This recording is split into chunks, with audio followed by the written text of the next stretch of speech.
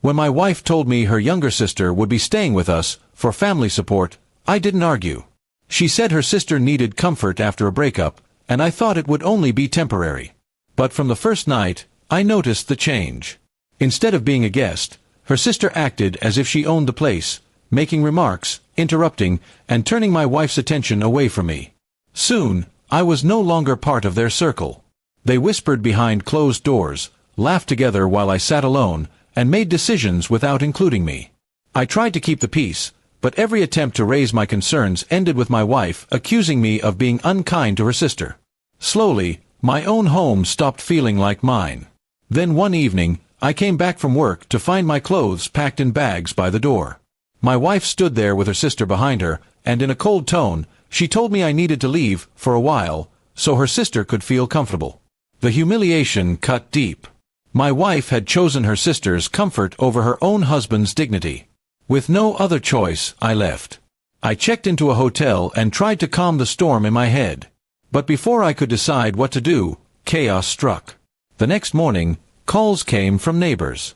Strangers had been pounding on our door, shouting threats. When I rushed back, I found police cars outside, and my wife standing pale on the porch. Her sister was gone. It turned out her sister wasn't just escaping heartbreak, she was escaping debt. She owed money to dangerous people, and by sheltering her, my wife had brought those problems into our home. The very person she had defended so fiercely had abandoned her when things got ugly. For the first time, my wife saw the truth. She realized the mistake of throwing me out while protecting someone who never cared about her safety. She tried to call her sister repeatedly, but the woman had vanished without a trace, leaving my wife to deal with the wreckage. That night, my wife called me, crying and begging me to come back. She admitted she had been blind and foolish, and that she needed me. I agreed to meet her, but I wasn't the same man who had left with packed bags. We sat in silence until she broke down and confessed how wrong she had been. She apologized for betraying my trust and said she wanted to rebuild our marriage. I listened, but my answer was firm. If you want this marriage to continue, it will be on my terms now. I laid down strict conditions. First, her sister would never step foot in our house again.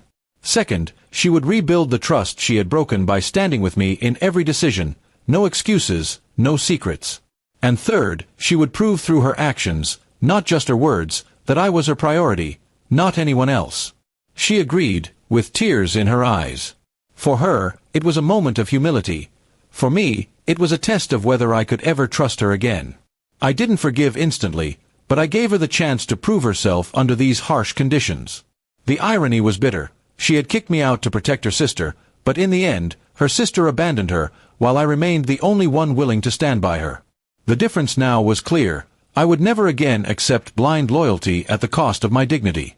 Our home slowly returned to peace, but not without effort. Every day, she worked to show she meant her promise. And I watched carefully, knowing that this time, reconciliation came with rules carved out of betrayal. Sometimes, forgiveness is not softness.